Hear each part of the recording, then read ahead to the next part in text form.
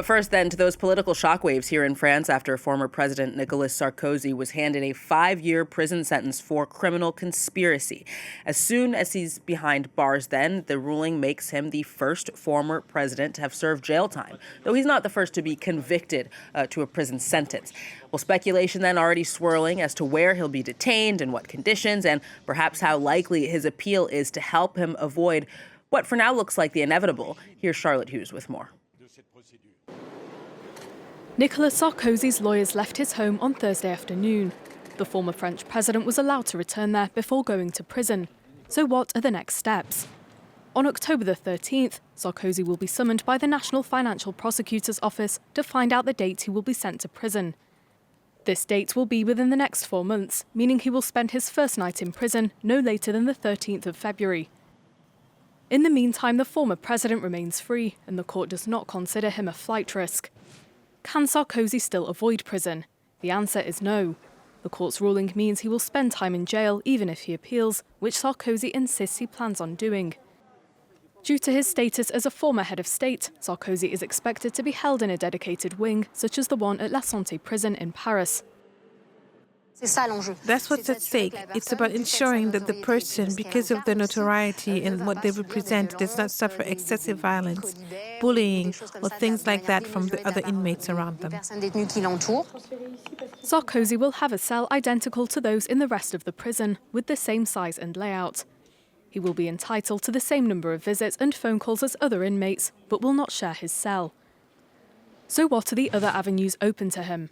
Sarkozy will be able to request to be released by arguing that he has what are known as guarantees of representation. This is when you have sufficiently strong ties that can convince the magistrate that you will not flee. These include, for example, a family life and a well-established professional life. Sarkozy will be the first French post-war leader to serve prison time. Well, for more on this story, then, Andrew Smith joins us on the program. He is a lecturer in liberal arts at Queen Mary University. Glad to have you with us today, Andrew. So, unsurprisingly, Sarkozy has, of course, painted himself as a victim of a politicized justice system, one motivated even by hatred, he said yesterday. His allies suggesting that this conviction is unfair. What is the justification, at least from the perspective of Sarkozy and his allies, behind these claims? Well, I think this is a really important factor in considering this. We've seen, of course, as you mentioned, his supporters have come out. They've said it's about a personal campaign against him. They've said it's a sort of disproportionate sentence. And really what we've seen challenged, where it has been really pushed back against, is this idea of the provisional execution of the sentence. That is, of course, the same thing that affected Marine Le Pen, the far-right leader. She was very quick to come to the support of President Sarkozy. We've seen others, of course, François-Xavier Bellamy, one of the kind of essentially number two in the Republicans, coming out again to criticize this provisional execution of the sentence. That's not delaying it, not allowing it to be postponed until after the appeal, but it happening right then. Others, look at Bruno Retailleau, of course, the president of the party. He's been a little bit more cautious. Valérie Pécresse as well, Laurent Wauquiez. They've all been supportive of Sarkozy, but it sounds much more like commiserations rather than challenging the integrity of the courts.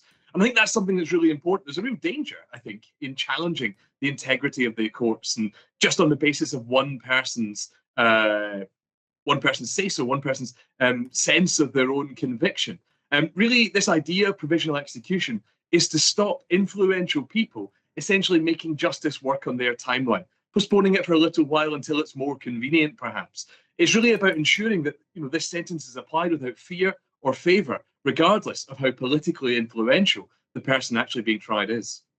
Now, the main judges union, Andrew, today released a press statement addressing and, of course, criticizing these reactions. Their statement also reminding the public that organizations like Transparency International accuse France of suffering from an absence of willpower to fight against attacks on public integrity, notably by public officials.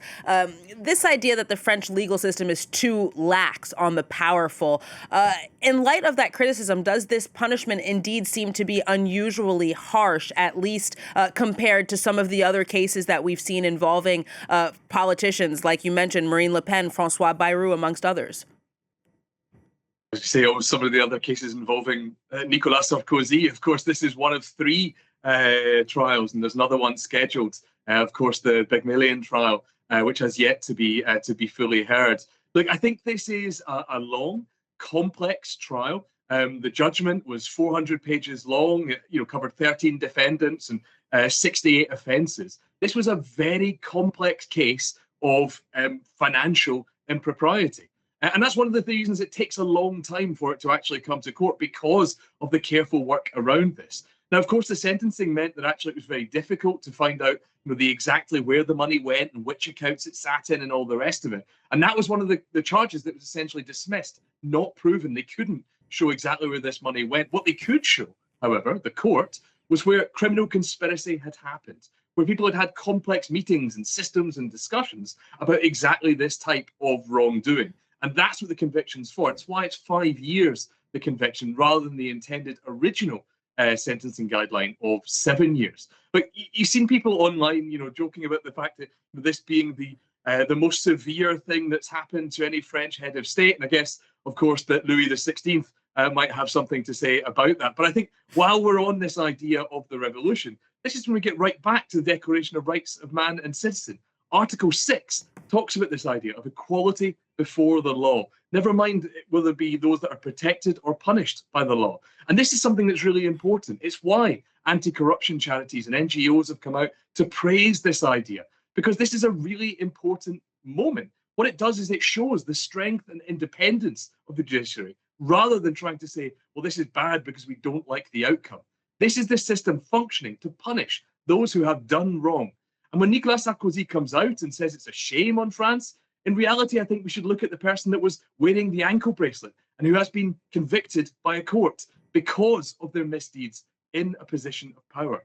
I think it's a message to politicians to clean up their act and actually to ensure that this is how justice functions and how politics should function in a much cleaner way. Marine Tondelier of the Greens joked with that picture, of course, of François Fillon and Nicolas Sarkozy, a campaign poster that said the France of honest men, and said, what kind of example is this setting for us? And I think there's something there. Of course, he has finally got his second quinquennat, his second 5-year term, but it looks like that 5-year term will be in prison.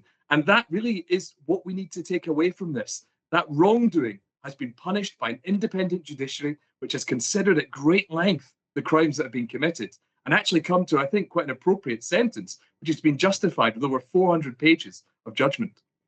Andrew, you say, this sends a message to politicians to clean up their act, but it's very interesting to see, again, as you mentioned, that despite the fact that this is not Sarkozy's first instance of trouble with the law, none of this has made him a pariah on the French political scene at all. To the contrary, he has considerable influence. He's still very popular on the right, even now, as we've mentioned. I mean, there's been a flood of words of support from him, including from the current interior minister. So why do you think, despite a clear demand from the public to hold these politicians accountable, why hesitancy then from much of the political center and right to distance themselves from people like Sarkozy, amongst others, accused of wrongdoing?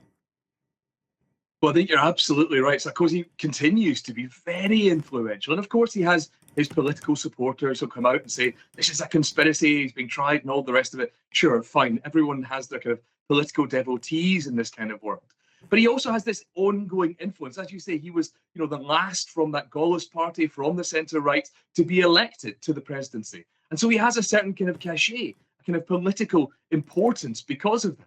And we've seen, of course, you mentioned the people in Les Républicains, Bruno Retailleau, the current president of the party and interior minister, who very strongly respects Sarkozy. But even look at it this way, on the 11th of September, just 2 days before he became prime minister, Sébastien Lecornu went for a meeting with Sarkozy.